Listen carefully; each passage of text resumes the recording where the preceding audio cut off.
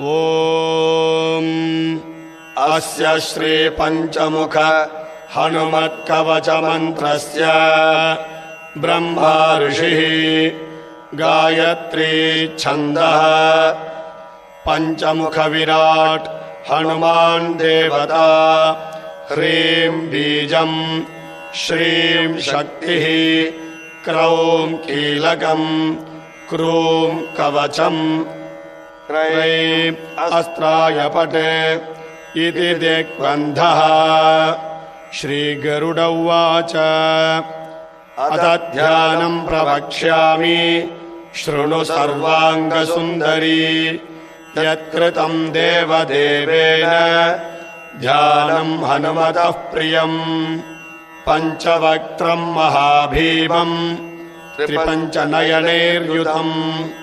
बाहुभिर्दशभिर्युक्तम्